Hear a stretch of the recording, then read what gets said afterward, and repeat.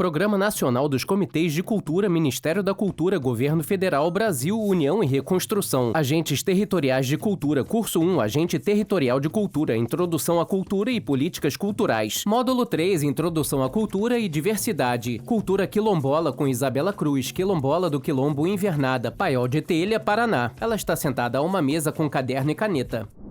Olá, sou Isabela Cruz. Eu sou uma jovem mulher negra de pele clara. Tô com os cabelos soltos, cabelos cacheados até o ombro, uso uma blusa verde. Ela se olha. Tenho algumas tatuagens no braço esquerdo e estou usando anéis. E brincos de argola. Eu sou de uma comunidade quilombola e atualmente também trabalho no Ministério do Desenvolvimento Agrário e Agricultura Familiar, na pasta de identificação, mapeamento e proteção territorial de povos e comunidades tradicionais e comunidades quilombolas. E eu fui convidada aqui para fazer uma conversa com vocês sobre cultura quilombola.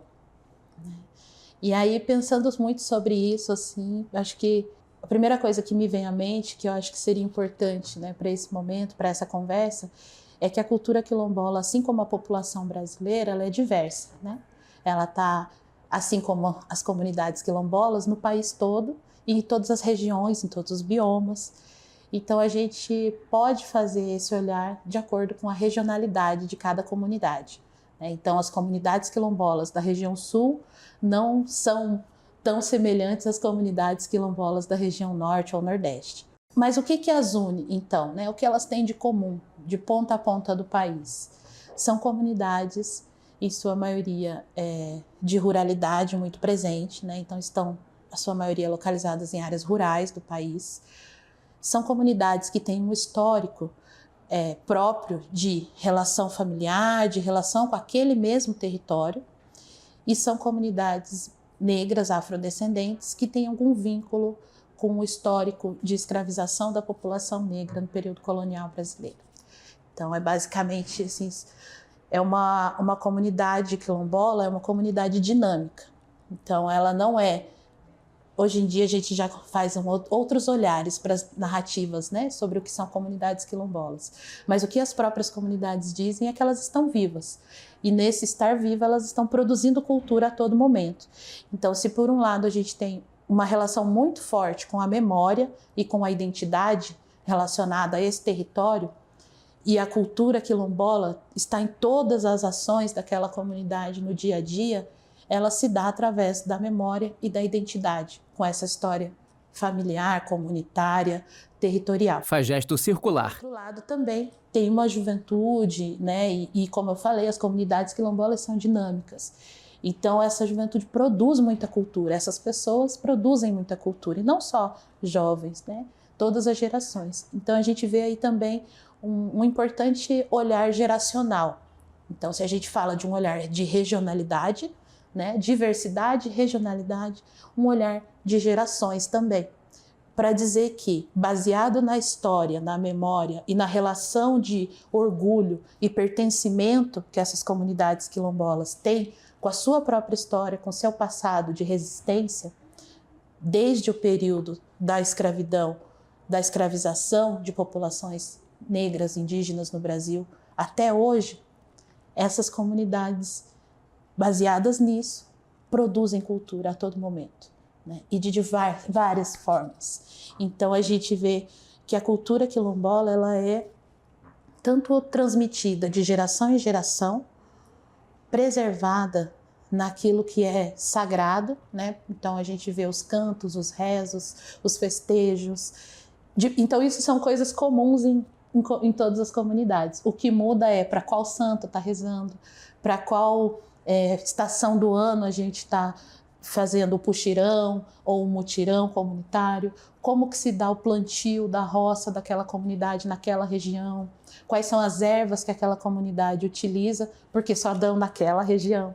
Então a gente vê diferenças no como, assim, qual a planta, mas a prática, que são basicamente a relação com a natureza, com a terra, com o território, um louvor ao sagrado vindo desse território, Então a chuva, o rio, a água, os rezos, sejam rezos católicos, sejam rezos de candomblé, sejam rezos de umbanda, sejam rezos evangélicos. As comunidades quilombolas têm a espiritualidade muito forte, né? E isso precisa ser respeitado e se relaciona dentro do território também como uma prática cultural, de ter essa relação, né? O religare, de estar ligado com a religiosidade.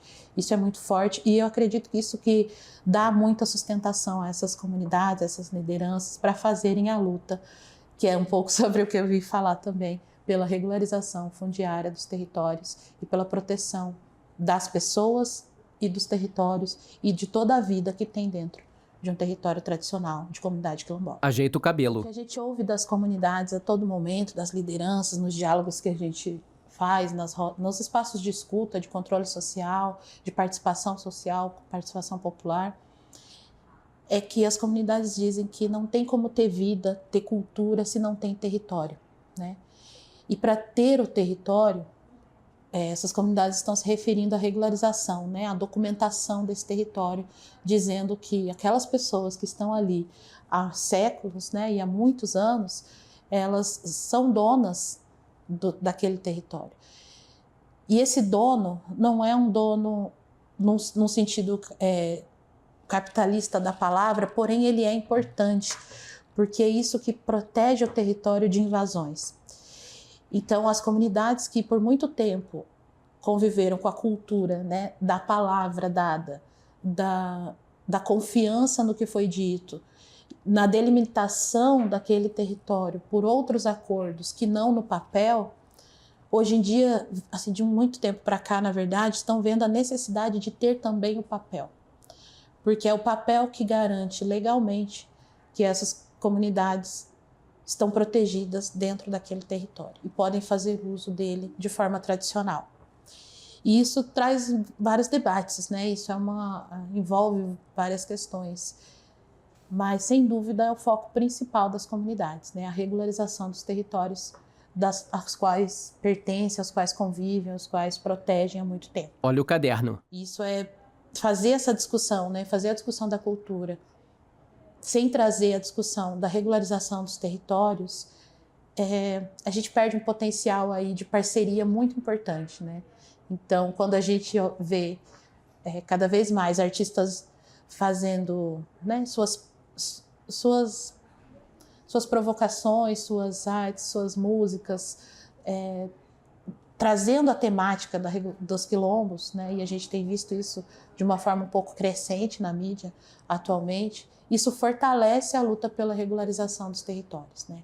Então, campanhas também que envolvem personalidades públicas, isso tudo contribui muito para trazer visibilidade para as comunidades, né? Para trazer visibilidade para as questões que as comunidades apresentam e ajuda muito na luta pela regularização desses territórios, né? Fortalece a pauta, fortalece que a sociedade olhe para essa pauta com a importância que ela merece, porque são comunidades que ainda estão buscando uma reparação pela abolição da escravatura, né, que já aconteceu há mais de um século.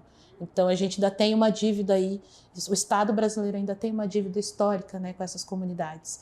Então, quando a gente olha para as manifestações culturais, sejam elas populares, contemporâneas, né, religiosas, práticas do dia a dia, que trazem essa temática, eu acho que isso traz consigo a história do Brasil também, né? Então isso é muito importante, tanto para quem é dessas comunidades, quanto para quem está nesse processo de reconhecimento dos territórios.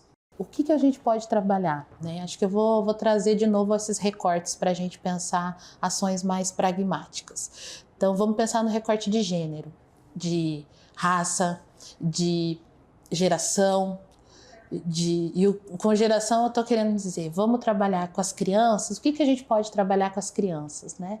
A partir da memória, das contação de histórias, das brincadeiras em roda, das brincadeiras até mesmo de sugerir que elas dialoguem com os mais velhos da própria família, perguntando quais eram as práticas que eram feitas, né, na infância dela, na infância do vovô, da vovó. Isso já produz uma relação intergeracional também muito importante para a comunidade, né? Que é o resgate e a manutenção dessa memória, né? Aí a gente pode pensar também brincadeiras, né, cada vez mais relacionadas à terra, as árvores, as plantas, né, e a gente tem visto também em metodologias, né, pedagógicas que cada vez mais o contato com a terra ajuda na saúde também dessas crianças, na saúde mental. Então, sempre que possível, também o estímulo ao contato com a natureza, seja ela qual for, né, daquela região. Então, quais são as ervas daquela região? Quais são as plantas que nascem ali? Para que serve? Isso também promove um diálogo intergeracional e ensina e troca também, já preparando aquela criança para a adolescência, né? O conhecimento sobre as ervas da região. Então, como se ela tiver com uma dor de cabeça, né? Que chazinho que ela pode tomar. Então, isso tudo já prepara o adulto que vem por aí também. Se a gente for pensar atividades com jovens, né? Adolescentes e jovens, eu vejo muito assim pelo país mesmo. E aí um recorte de gênero talvez pode ser importante também, porque a gente vive numa sociedade, né, patriarcal, baseada nessa ideia de que o homem é o centro da família ou da comunidade. E nas comunidades quilombolas a gente vê que é bem diferente, assim. A relação é muito matriarcal, né? Então as mulheres têm uma grande influência no dia a dia da comunidade. Mas ainda assim a gente vê que há umas certas divisões, né? Lugares que são no crescimento da família, da criança, existem lugares diferenciados. Sem entrar no mérito de como isso, né, se dá, mas os meninos geralmente gostam muito de rap, né? Tem muitas meninas também que curtem rap, mas eu vejo nas comunidades que a maioria dos adolescentes, ou eles se baseiam muito nessa cultura do rap, né, que é uma cultura negra brasileira, internacional, então eles se veem muito nessa cultura do hip hop. Então, por que não trazermos isso também, né? Tipo, na minha comunidade, por exemplo, tem um jovem que faz rap, assim, eu fiquei assim, muito feliz quando eu soube, eu pedi para ouvir, e ele traz a questão quilombola nas letras dele. Né? Então isso é muito importante. Também tem rap indígena. Então acho que estimular o que aquele jovem, o que aquela jovem gosta de fazer, faz de melhor, o que ele está querendo verbalizar para o mundo, né? O que ele está querendo dizer para o mundo. E as mulheres cada vez mais também, assim, muitas no audiovisual, muitas, né, as jovens mulheres, né, também. Então, o que a gente estimula, na verdade, que esse jovem, essa jovem está fazendo? E aí acho que a criatividade na juventude é algo fantástico também, que deixa à vontade, deixa pessoal, né? Tem várias manifestações culturais, né, que as comunidades promovem, mas é isso, a gente às vezes quer colocar dentro de um formato, quando na verdade a gente pode só estimular e deixar de uma forma livre. Também vejo assim num recorte, né, os mais velhos, o que a gente pensa também e não estou falando dos griots ainda, né? Estou falando ali da faixa etária de 30 a 50 anos, né? Também como que a gente tem pensado a cultura para essa faixa etária?